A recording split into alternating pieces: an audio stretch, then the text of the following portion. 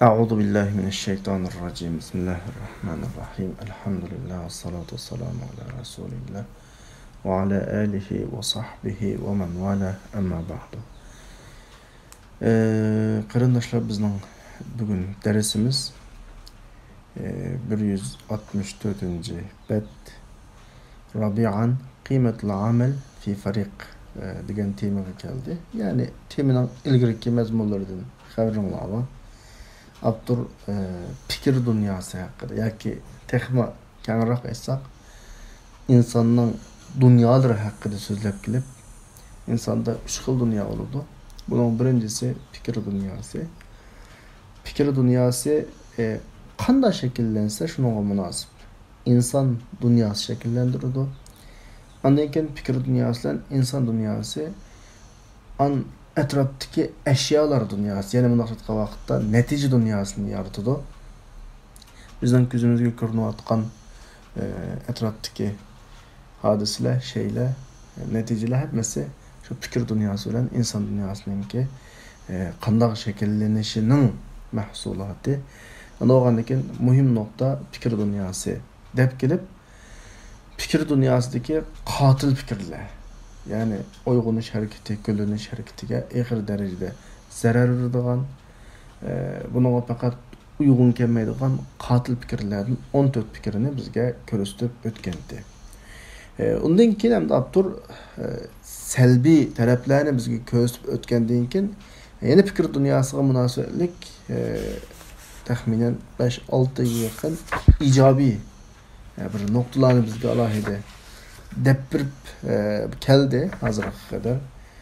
Bunun aldığın derslerde biz 3 türlük mefhum, fikir meselelerini ötken oldu.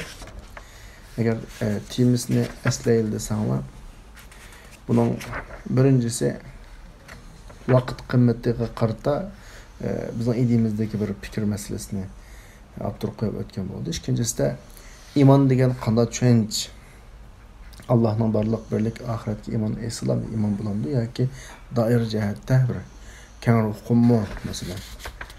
İman etkandan kim bir adamda qandaq özgürlükler payda oldu, bu ikinci tushunch, ikinci fikir, üçüncü fikir yaxshi ish felsefesi. Yaxshi ish degan nima o? Biz davamlı sözlerimizde ve nasihatlerimizde yaxshi amel deb bilan, salih amel deb bilan tarjima qilamiz. Kishilar hamda salih amel deb anglaydi, lekin nimalarni o'z ichiga olganligini gungulab qiliqlab Abdur bunu bizga güzel bir şekilde ifodalagan bo'ldi. To'rtinchisi, yani bir gruplashib ish qilishning qimmati haqida. Abdur buni nihoyatda yamayan tutib olgan. Bizim Müslümanlarda umumyüzlük keng tarqalgan kasallardan birisi ve kem noktalardan birisi. Özleştirirsek köp neticeye erişidigan noktalardan birisi. Yani her bir öyle yakki küçük padişahlıklarını kurup, yakki sultanlıklarını kurup, hem her bir öylendeki taxtga çıkıp yalğız iş qilganimiz var tabii. Bunun da qattiq tirishimiz hem de. Bilimiz başqalar bilan birlik qilgan yoki boshqalarning qo'l ostida qilgandan o'zimiz yakki qilgan vaqtda qattiq tirishimiz o'zimizdan shu ya. Lekin guruhlashib qilgan vaqtda qo'lga keladigan natijani yakki qilib har qancha qilsam qo'lga keltirib olmaydiganligi bu aniq bir masala. Abdur mush nuqtani bizga eslatib ta'tidi.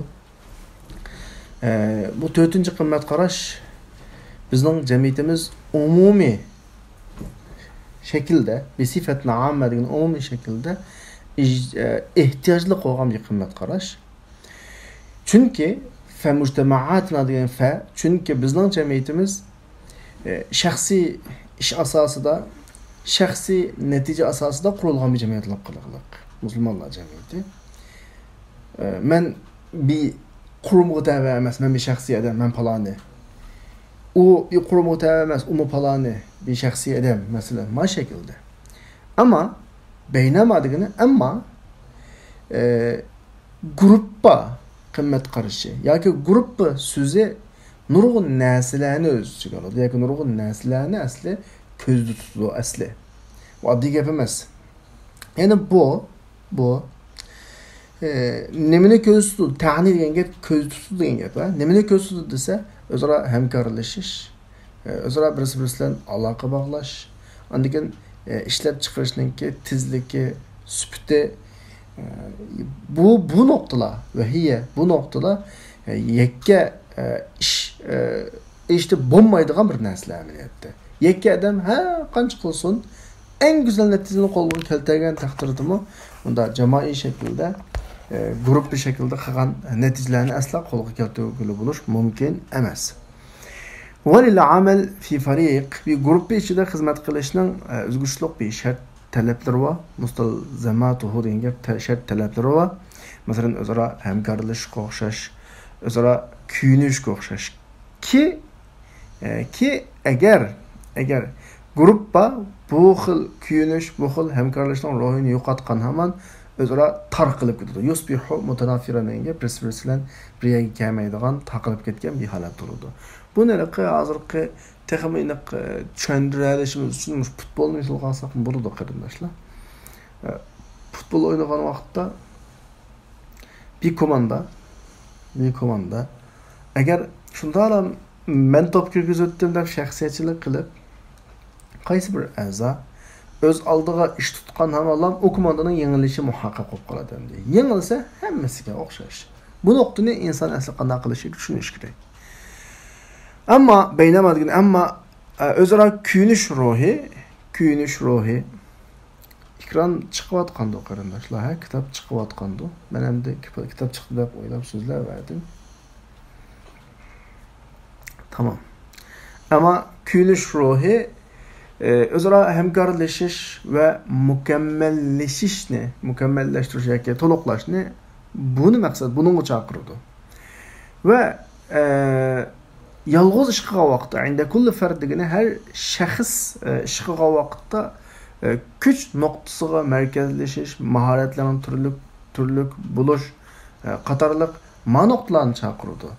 Ve yalğız ishga kelib qoladigan ba'zi xatoliklardan saqlanishga chaqirdi. Tajannubul axtar degani, ya'ni yalğız ish qilgan vaqtda ba'zi xatoliklar yuz berishi mumkin.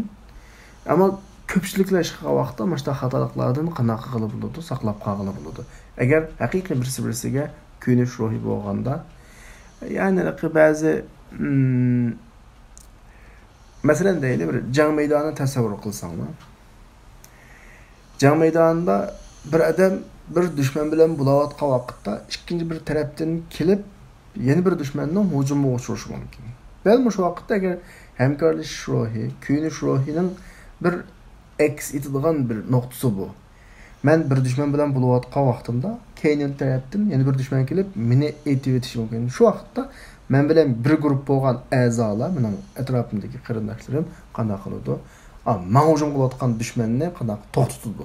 Ya'ni mushla shaklda bir tushunsanlar bo'ladi. Buning aloqa men misol shaklda so'zlayapman-da, masalan, ta'tir degan gap kelib qoldi degan gap. Ya'ni ishqa kelib qoladigan ba'zi qat kelib qolsa film mudoraning oldida ehtimolni ifodalaydi emasmi? Ya'ni qilayotgan ishlarimizga kelish ehtimoli bo'lgan xatoliklardan qanday qilish, saqlanishga chaqiradi. Bu shaklda. 5-chi fikir, ijobiy fikrlar dedim. Uyg'unish harakatlarida bo'lishga tegishli 5-chi ijobiy fikr haq huquqlarga rioya qilish. Endi biz davomli ta'kidlab kelayotgan bir nuqta bu. Inson mush zamonga ishki putlab tushgan kunusdan tortib bunda huquq va majburiyat asosida yashaydigan maxluq. Insonning bir minutda, bir sekundda majburiyatsiz, ya'ni huquqsiz o'tadigan bir minut yo'q. Tabii ki bugungi darsimiz huquq majburiyat darsi emas, ammo shu nuqtani tushunishi yetarli insonningki. Bular umumiy sohada xizmat qilganlarningki ustunda bir majburiyatning borligini. Bu majburiyatni umumiy nuqtadan xuloslagan vaqtimizda birisi Allohga qarata insonning ustidagi majburiyat, yana birisi o'ziga qarata, o'zi bir odam bo'lish bilan, bir a'zo bo'lish bilan bir majburiyat, yana birisi başqalarga qarata bir mecburiyet olab, şunda türdeki bir mecburiyetler var. Bunun türlerini çaşqıl tutsak, kichik ailedeki ayol oturusdagi mecburiyet, ata-bola oturusdagi mecburiyet, qarindoshlar oturusdagi mecburiyet, qo'lim-qo'shnilar oturusdagi mecburiyet, degan tutsak mecburiyetchiq. Har holda inson shu huquq mecburiyetlarga qanday qilish kerak, rioya qilish kerak. Agar shu nuqta insonning kallasida o'rnamasa, ya'ni Boshqalarni bo'lsin, menga ne deb menda mangdigan ma ideyatlab qolsa, ma bizning har qanday ishimiz bu gullanish harakati, uyg'onish harakati u yoqda tursin, odatda kishining tarafı hech qaysi amalga oshmaydi. Eng burun bir inson o'ylaydigani atrofdagilarga, boshqalarga menma qilayotgan, ma oladigan qadam boshqalarga ta'sir qiladi, qilmaydi shu nuqta. Qaraylik kitobga.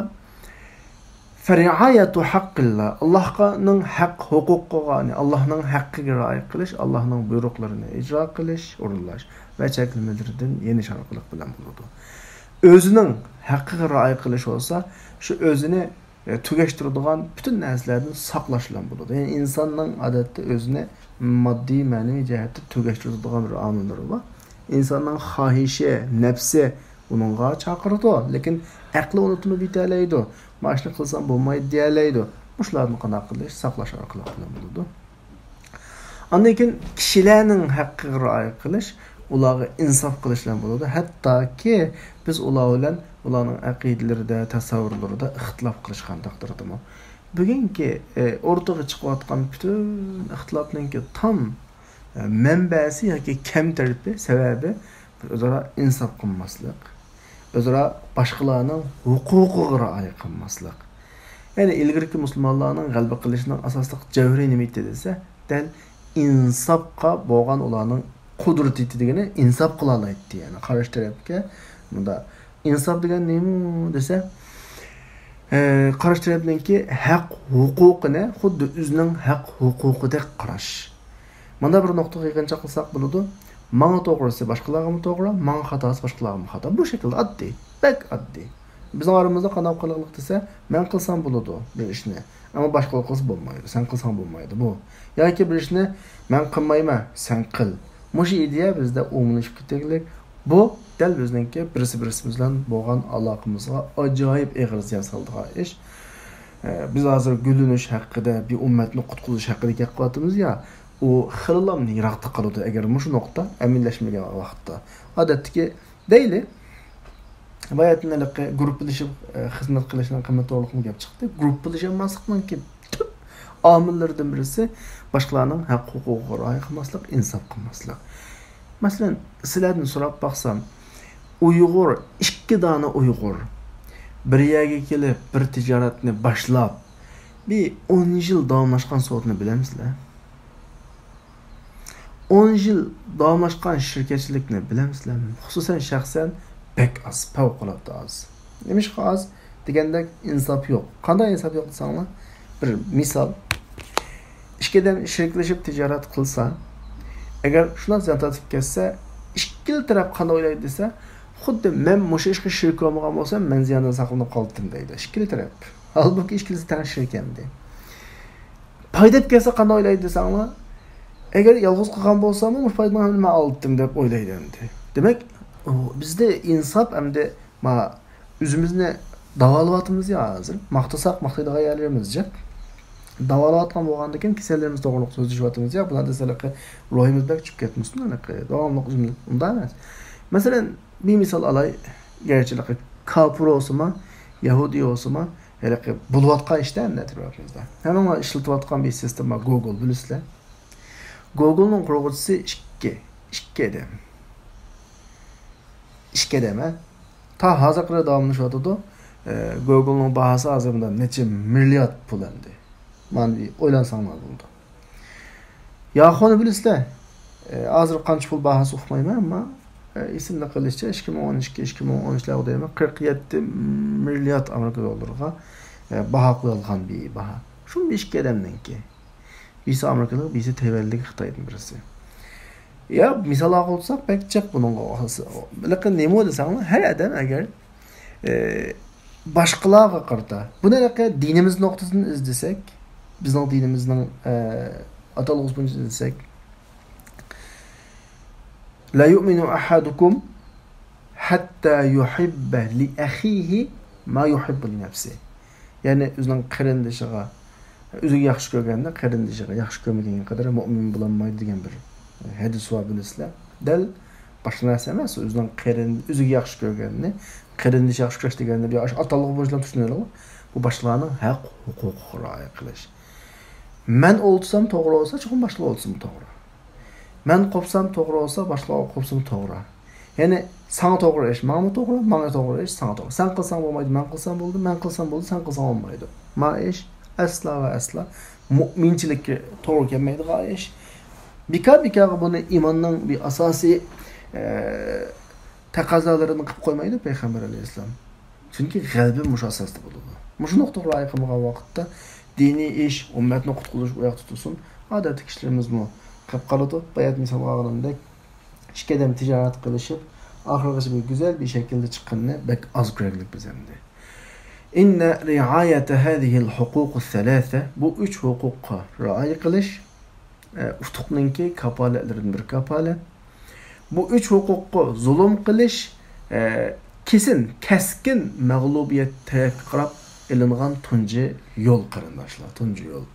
Mesela aydan şuna bek bu noktaga kirişip ketmedim, bek çöndürüp ketmedim. Çünkü üzanlarımı şunlarla etraf qarab oynayıp baksanlar biz fark eteleydiğen bir mesele. Altıncısı as-sabr. Hem sizlerden sorsam sabır degan sözünü Uygurca ne deb tushunasizlar qarindoshlar?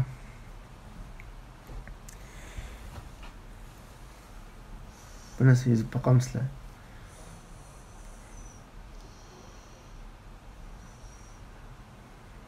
Güzel. Qarindoshlarimiz chidash deb yozdi, bardoshlik bilish deb yozdi, masalan, chidamchanlik deb yozdi, g'ayrat qilish, toqat qilish deb yozdi.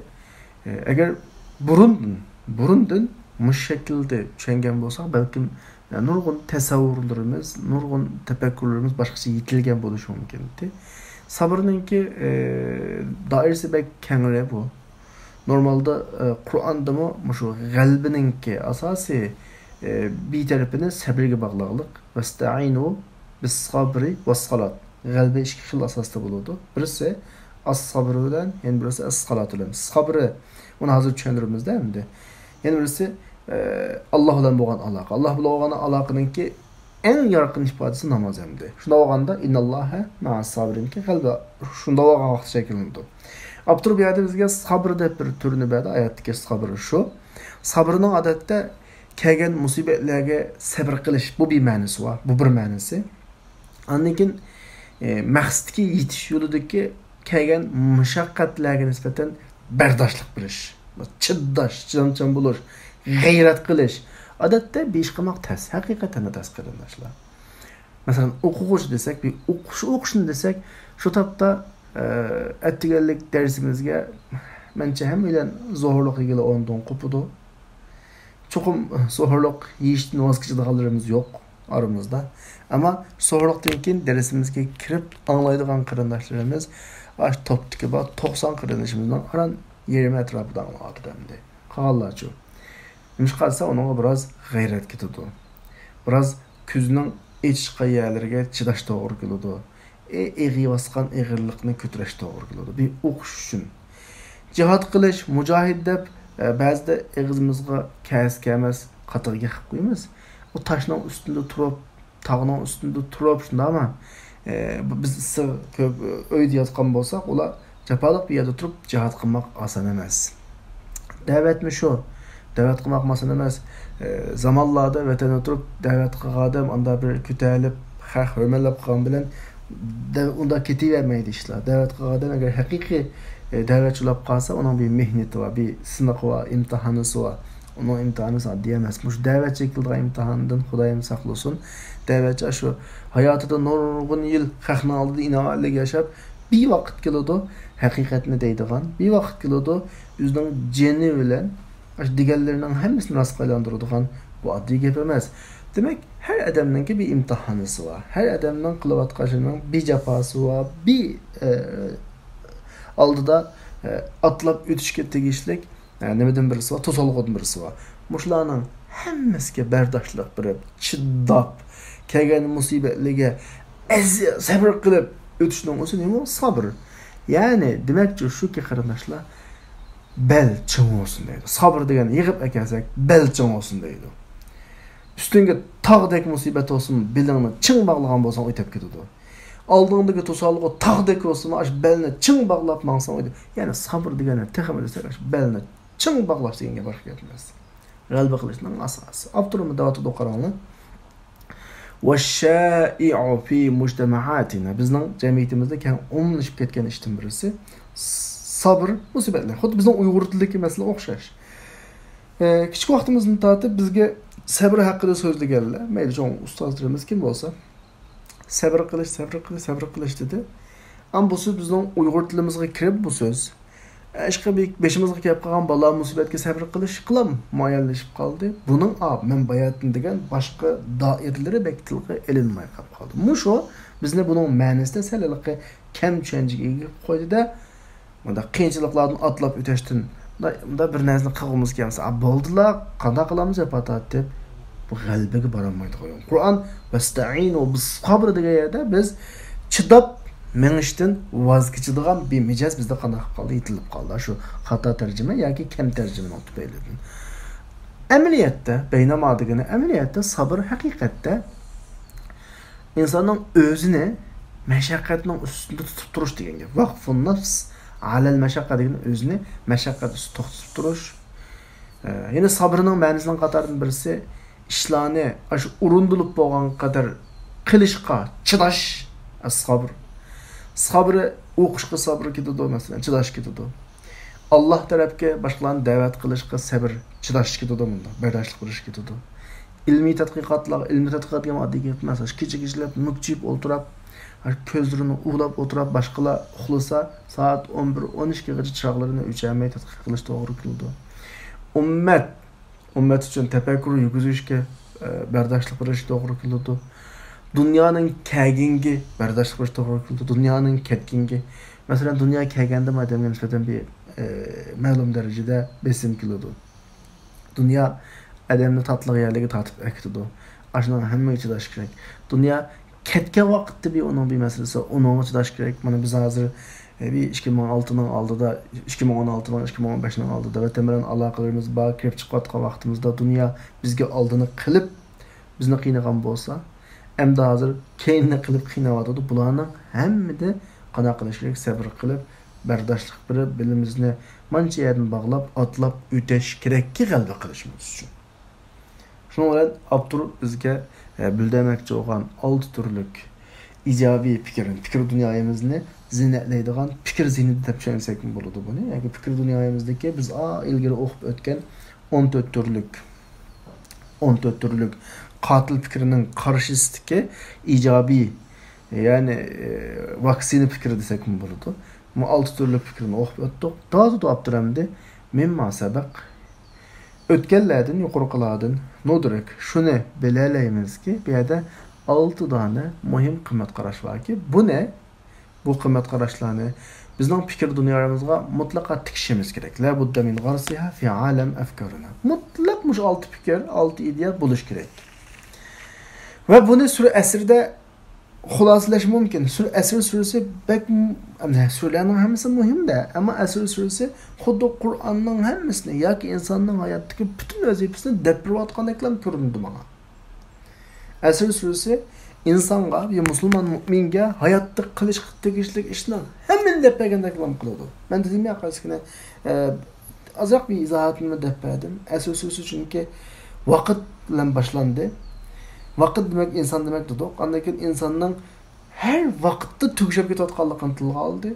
İlla ki bunun tugaşmasligini oldini oladigan to'rtlik shu adab illallazina amanu va amilus solihat va tavasaw bil haqq va tavasaw bis sabr.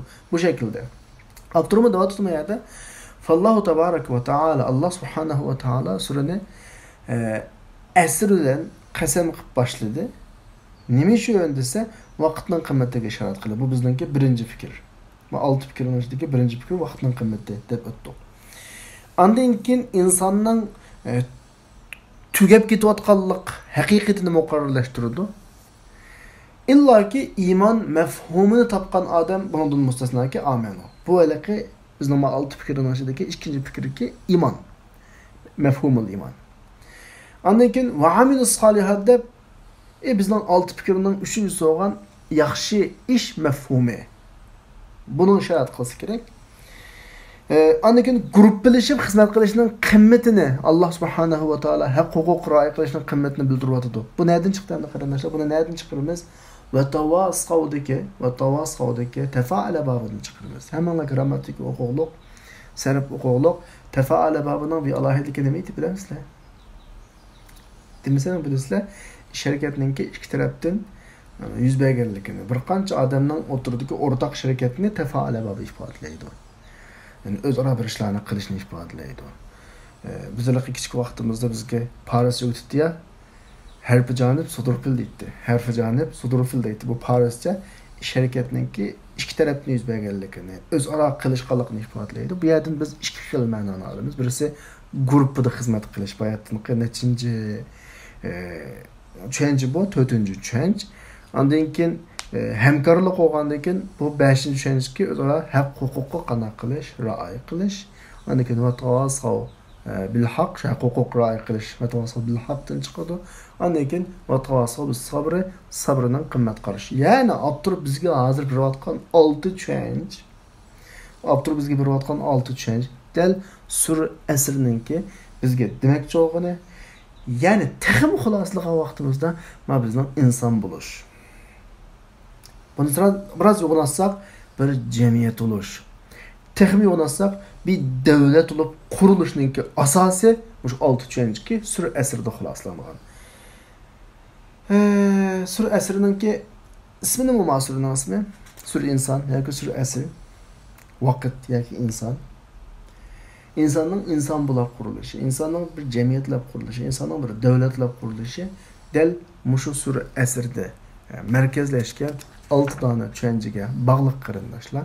Mencha biraz bu sura hamda bu kuzanligiga boshqacha ko'rinishi mumkin.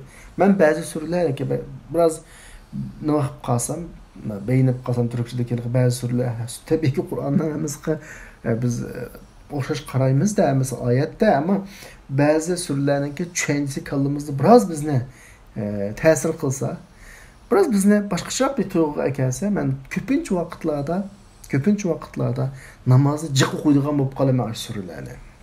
Bular mening namozda eng jiq o'qiydigan suram Qul huvallohu ahad. Bunaqaki qisqaligidan emas, balki ularda samsalarga qisqa bo'lganligini deyishim mumkin. Normalda Cehran o'qiydigan namozlardan birinchi rakatga boshqa surani o'qisam, ikkinchi rakatga Qul huvallohu ahadni o'qiyman. Undan keyin va duhoni jiq o'qiyman yana birisi. Nimishqa va duhoni o'tgan emasligi deb berdim. Bir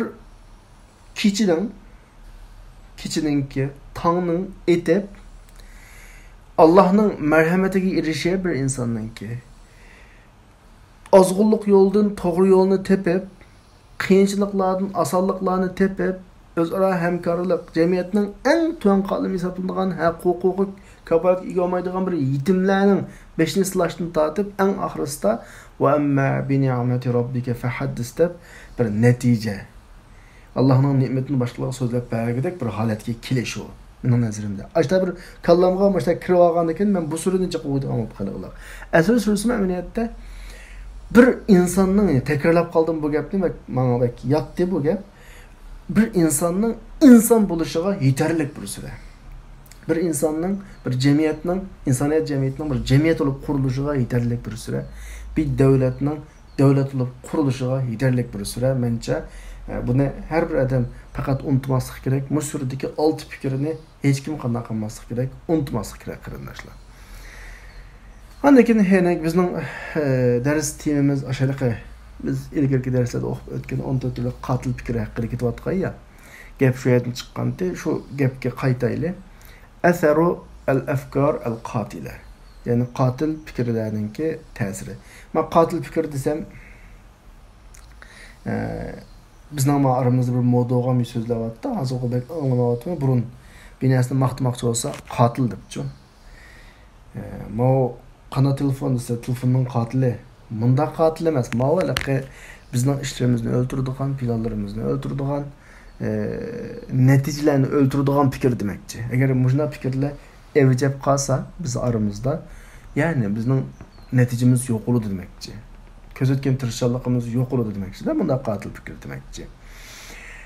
Ya'ni insonning ichki dunyosida Malik Nabi qatil fikr deb ism qo'ygan heliqi ishlar taqab ketib qolsa, ya'ni yuqorqi 14 turli fikr agar bizning ichki dunyoyimizda taqab ketib qolsa, aqliy ichki dunyoyimizda Meyli dini cihetde, siyasette, ictimai cemiyette, iktisatta, sanat taqab ketib qalsa, fehadihil efkarul qatile, bu qatil fikirler amaliy xizmatda natija paydo qilishga bir haqiqiy qaydini, kishini shakllantiradi. Ya'ni bizni ish qilib qo'ymaydi qarindoshlar. Natijamizni o'ltirdi bular. Biz erishmoqchi bo'lgan, biz bormoqchi bo'lgan manzilimizga bog'liq qo'ymaydi bular. Shunga biz ba'zi narsalarni atrofimizdagi boshqa o'xshamagan bir jamiyatlardan o'rnak shaklda ko'ramiz. Hozir bir qarab baqsaq bo'ldi. Shunga biz Nuriddin Hatum Yevropaning gulinishi haqida degandek, Nuriddin Hatum maxsus Yevropa qanday bo'lib bir qattiq qaloq jamiyatdan hozirgidek bir jamiyatga o'zgaradi haqida tadqiqot qilgan. Yevropa desa, men bir narsani deb qo'yay qarindoshlar. Hozir biz haqlimizga kelsak, Yevropaning gullangan, taraqqiy qilgan dunyoning oldingi millatlarining qatorida holatda maydonga kelgandan keyin Yevropa deb bo'g'ish ko'zi oldimizga isl bir tasavvur qilishi mumkin. 15-asrning oldida endi Yevropani nimaga o'xshatsak ular bir o'rmonliq endi. Yevropaning bir o'rmonliq endi. Bir normalda insonda tozlik qilishni o'qimaydigan. Ona desem hayran qilishim mumkin. Bir hojatxona o'qimi taxi Yevropada paydo bo'lib uzun bo'lmadi. Bir hojatxona o'qimi, suxona, hojatxona, yuyinish o'qimi. Hatta hozir koronavirus chiqdi, hozir Xitoy virusi. Shu munosabat bilan bir gapni qaysi kuni anglab qoldim bir materialda. Yevropada bir qitim yuz bergan deydi bunday vabo kasali. 3dan 1860 necha atrofida. 3dan Yevropa xalqining 2si shu virusdan o'lib ketgan deydi. Yevropaliklarning shu vaqtdagi ko'z qarashlaridan bir ko'z qarash degan nima desanglar, bu vabo insonning badaniga tiridin kirdi ekan deb yuyunsak, adamning tirisi pokizlanib, ter tüşükçileri eşitip geçse, eşyadan virüs kiriyotgan deb, aşı aylab, yillab da yuyunmagan ahval var deydi. Aylab, yillab yuyunmagan ahval var deydi. Yevropalıqның asli ahval hem de tasvirlashtirib qalsa aştaraq bir insanlar.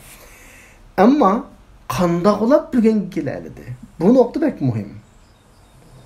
Biz bazı Yapon'u misal qilamiz. Çünkü Yapon bilirsizler 2. Dünya Urushida atom yegan deydi öyle. Bazıda German'da misal qilamiz. Çünkü German 1. Dünya Urushidamu. Yangilik 2. Dünya Urushida. Yangilik qanday olib bilgan keldi. Yani bu yerden bizlarga uslub şekillerinden özümüzden İslami tasavvurga asasen turup bazı noktalarını örnek alımız yani. Örnek alımız degenge selishtiramiz yani. Qaramanda olsa şu yeni şu Yevropa to'g'ri qazib qilyapti. Validalika shomashqa biz shunda bayqaymiz. Necid shunda bayqa ishsizlikdan o'tirdi jumlani o'tiraysa, Necidninki to'ldiruvchisi bir annadan tatib bo'ldi. Ya'ni Yevropadagi g'arbdagi tirilish harakati Yevropa g'arbdagi tirilish harakati kelgusiga qarablan boshlanmoqda. Ya'ni mabek muhim nokta. Kelgusiga qarash degan nima desa, o'zining o'tmishini butunlay unutib, o'tmishni unutdi deganga insonlarning tabiat bilan hisoblashmadi, qimmat qarashilar hisoblashmadi, ideya fikrlar hisoblashmadi degan gapchu. G'arb qanaqdir insonlarning da o'tmishidan kisblan kelgusiga qaratiblan taraqqiy qildigan emas. Innama bada'at bi tanqiyati turas. Balki o'zining turaslarini pokizlab degani nacharlarini qoldirib yaxshilarini ap qilib ma shaklda qilgan va u turaslardagi yaxshi deb qaragan fikrlarni qaytirib akilish istijlab degan va uni tirgizishga urinish bilan boshlanganda bular aqallisi Yevropaliklar xristian deymiz ya, bular uningni o'tasiga o'tgan endi. Xristianlikning o'tib bular o'zining buddist mirosiga bağlan, mesela Yunani, Romani, Hristiyan hesabıga desep turib degeni Hristiyanlıqni qap turib derecede bağlan bular. Bular şulardan mantiq fikrini ilham algan, ilmiy tadqiqot fikrini ilham algan, ondan başqa payliq deb qaragan fikrlarni ilham algan. Ondan keyin bu payliq tarafini tirgizishga qayta tirishgan ve andinkin kelgüsüge nazar kılışka başlagan. Yani bir adam kelgüsünü yaratish üçün o'zining o'tmishiga qarash kerak. O'tmishidan inson o'zining tafakkurini ola oladi, qimmat qarashini ola oladi va shu asosda kelgusini yaratib olgan. Agar bir inson sapla o'tmishga qarasa, bu bir ahmoq bo'lib qoladi endi. Agar sapla men o'tmishdan uzib turib kelgusini yarataman desa, biroz buning yarata olish nisbati bek tuvan. Buni men bu gapni davatqa vaqtimda kallamga shu keldi. Hozir bizning Uyg'ur cemiyetimizde ikki tabaqa bilinib qolgandek qarindoshlar. Men ya xato bayqadimmi? Qolgani sizlar o'rtada oldimda bor. Agar men xato bayqab qolgan bo'lsam, tabiiyki sizlar uni qanaqa qilsanglar bo'ladi, to'g'rilasanglar bo'ladi. Dindorlar tabaqasi bizning Uyg'ur jamiyatida bir butun o'tmishga qarash. Ashta bir ahvollarda his qilyapman men. Kelgusiga nisbatan plan, proje, o'tmishdan savoq oladigan ish, masalan, xatosini tuzadigan ish yo'q. Bu bir. Va buni hozir vaqt hisob qilgandan keyin xulosaladim. Men bir dindor tabaqaninki men his qilyapman. Yana bir ammo qarshi tarafdagi, endi Uyg'urlar o'zini dindor deydi. Ularni dindor emas deyamayman, ammo o'zlariga bunda ziyoli degan o asli bilimli kelgan degan gap. Lekin ayni ataydi ham hozir jamiyatda, aşu atagandan keyin atab turli. Ma dindor, ya'ni muhofizkor deymiz o'tirib. Buning qarshisidagi kishilar Uyg'urlarni, Uyg'ur millatini o'zining o'tmishi, qimmat qarashi, bulardan tamoman og'iz ochiq oshkora voz kechinglar deyilmayotdi. Yo'q, ammo butunlay tam yangi bir millat ulashgan. Bo'lsa Uyg'urning hammani xaltaga qachlab G'arb dunyosiga, Yevropa dunyosining bir o'stanlar daryolar olib qolsa, bir cho'krab, yo'q chiqarib, yep-yangi Uyg'ur qilib, hozirgi tasavvurlasi bo'yicha bir ish qilishga boshlayotgandek bir tuyg'u mening kallamda bo'lyotdi. Ya'ni bizning jamiyatimizni ikkiga qana qilgandek, bilingandek. Dindorlar kelgusi uchun hech nima planlamay, o'tmishiga ham qarab, o'tmishini so'rab akilib, shu an'anavilikni saqlash. Yana bir tarafdagilar saplam, hammani tamoman o'tmishdan kesiblam aloqasini yep-yangi tasavvur, yangi qimmat qarash, yangi qadam, yangi bir shaklda paydo qilmoqchi bo'lgandek. Endi men Abdurun deganimiz shu, men shunga qatliman qarindoshlar. Sapla o'tmishga chapladi shöyle qat'iy targ'ib qildirmaydi bu bir. Agar ma qarshi tarafdagiday o'tmishidan butunlay kesib, uzib, bütün qimmat qarashlarini tashlab, o'tmishning tajribalarini tashlab, yep-yangi bir shaklda qadam qilamiz desa, buningmi ahvoli natija qozonishi, ya'ni 10% bo'lmaydi. Davatudu ya, Yevropalikninki gullanish umum ahvoli qaraganda bular masalani ana butunlay o'tmishga chaplab sho'lab emas, yoki butunlay o'tmishni bir butun tashlab o'tib kelgusiga qarab emas, balki o'tmishninki, o'tgan zamonninki manfaatlik taraflarini olgan, qolganlarini tashlagan, undan keyin kelgusini planlagan deydi. Mushu nuqta menga biroz to'g'ridek bilinadi. Ya'ni bizda yana bir qatimli qiliqi qarg'ulachi islohot, hozir bir qarindishimiz cho'ng islohot inqilob dedi ya, qarg'ulachi inqilob, qarg'ulachi islohot boshlanish oldida xalqimizmi shu qarg'ulachi islohot, qarg'ulachi inqilobga boshchilab kirib ketayotganda, balkim buning bedelinimi necha 10 yil, balkim necha 20-30 yil o'tishimiz mumkin, chunki inson bir eg'ib ketayotgan tarafini to'xtatmoq oson emas. Bir jamiyatni chiqib mana deb cho'ndib bo'g'lim bo'lmaydi, ba'zi narsalarni cho'ndirib qabul qilib bo'g'ilmaydi. Hatto bir mezgil menib burnimizga yeb, onun natija chiqmay qolgan bilib, endi qanday qilamiz ay deb shu keyniga bir qaytadan qarovatga vaqtda andan keyin bo'lishi mumkin. Balkim bu bizning millatimizga nisbatan maktab bir qitimliq dars eğer bir adam xili uzun vaqt ketgani tarbiyalanishga, bir millatning tarbiyalanishga undan jiqroq vaqt ketadigan o'xshaydi. Alloh bizni yaxshilikqa nisb qiladi. Ishqi bak ansirayman manalaqi vaqtlarning zoya bo'lib ketishidan, ishlarningki bak egizpes bo'lib ketishidan. Ya'ni bir qarindishimiz sinab qoldi, to'g'ri. Urinayotdi, sinayotdi.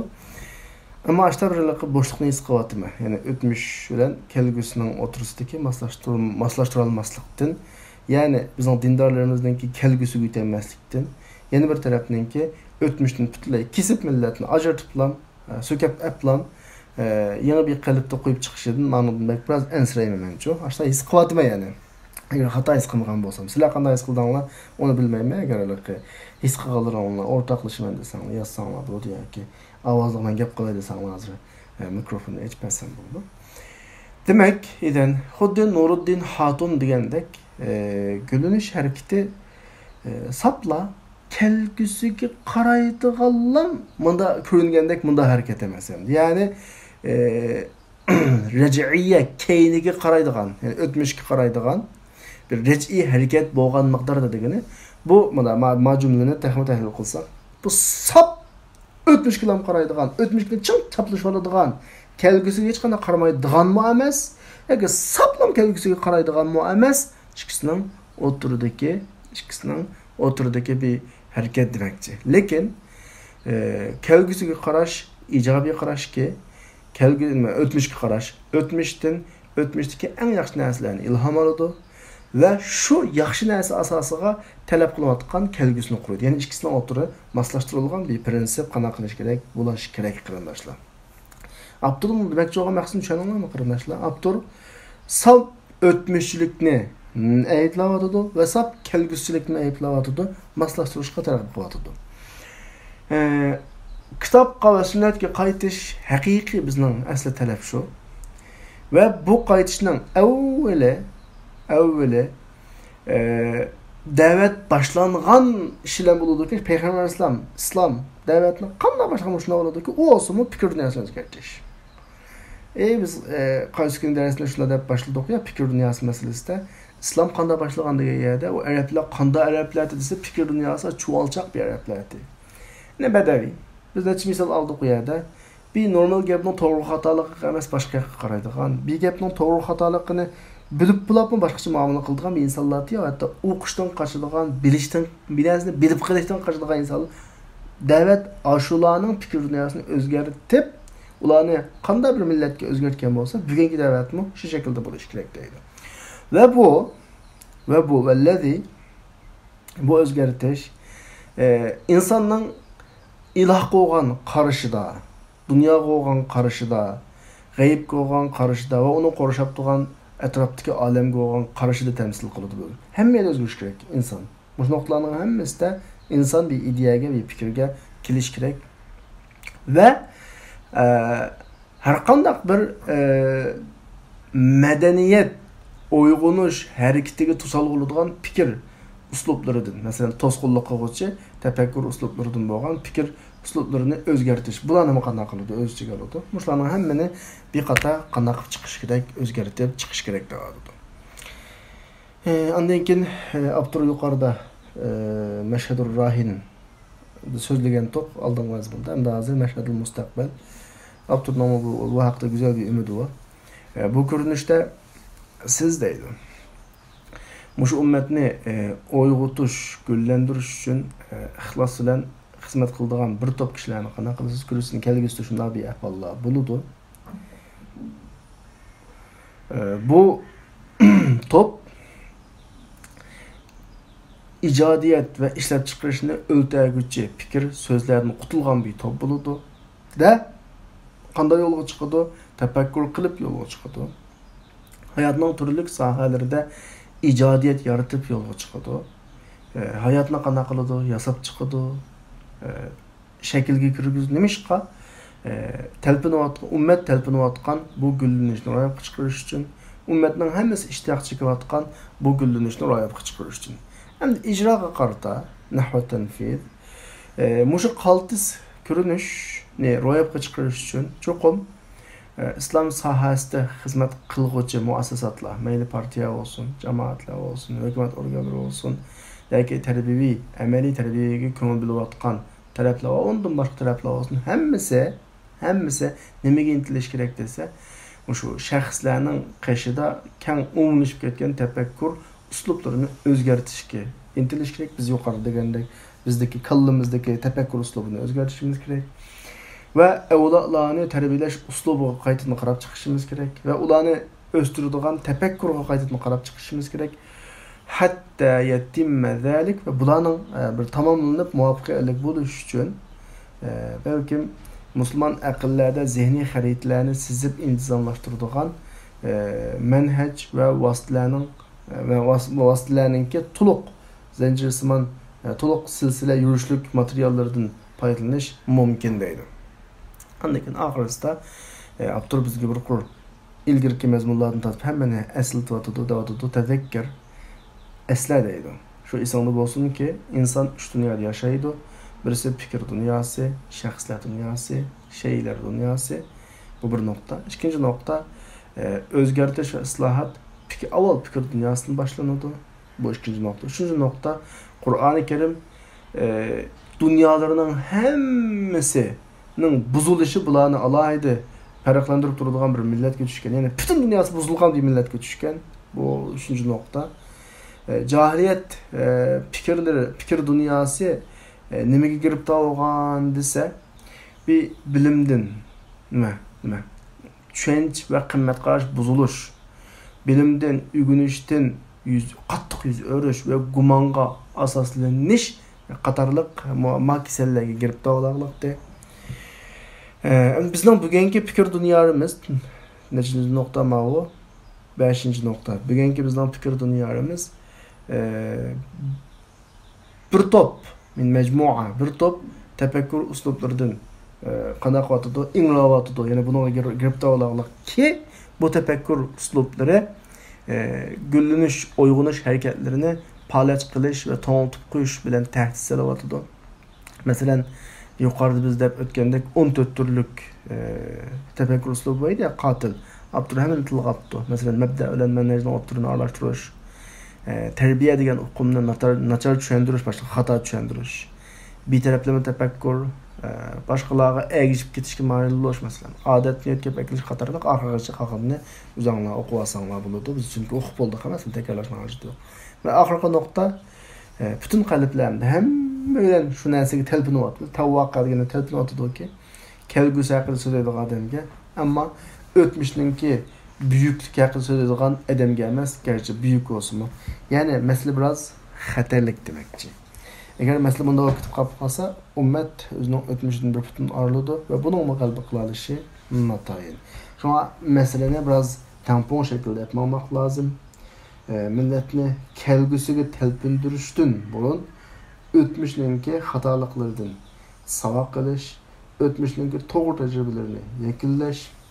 Anlayken kelgüsünü şu asasta kurup çıkışka kana kılış gerek, qartış gerek. Eğer onda olmaya kapı kalsa belki biz oylamagan eğer akıbetle yüz birishi mümkün kılınır. Şuna olganda bizninki mügellik dersimiz hem kitapның mazmunu cəhətdə, hem vaqt cəhətdə ahırlaşqanda qıldı müşahede dersimizni toxtutulu. Və axiru da'vana elhamdülillahi rabbil alamin.